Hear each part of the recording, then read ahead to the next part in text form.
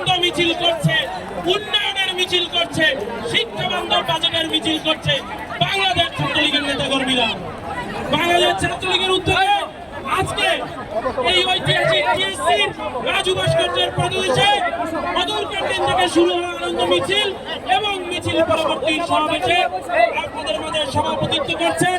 বাংলাদেশ ছাত্রলীগের সংগ্রামী সভাপতি জনাব সাদ্দাম হোসেন, উপস্থিত ঢাকা বিশ্ববিদ্যালয়ের সংগ্রামী সভাপতি মাজারুল কবির শান, বিপ্লবী সাধারণ সম্পাদক তানভীর হাসান সৈকত, উপস্থিত ঢাকা মহানগর উত্তর ছাত্রলীগের সংগ্রামী সভাপতি ইলিয়াস মাহমুদ, বিপ্লবী সাধারণ সম্পাদক সাগর আহমেদ শামীম, ঢাকা মহানগর দক্ষিণ ছাত্রলীগের সংগ্রামী সভাপতি রাজিবুল ইসলাম বাপ্পি, বিপ্লবী সাধারণ সম্পাদক সজল কুন্ডু, উপস্থিত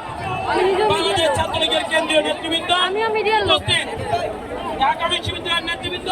ঢাকা মহানগর উত্তর দক্ষিণ ছাত্রলীগের নেতৃবৃন্দ, ঢাকার বিভিন্ন ইউনিট থেকে আগত নেতৃবৃন্দ, সকলকে মুজিবের শুভেচ্ছা।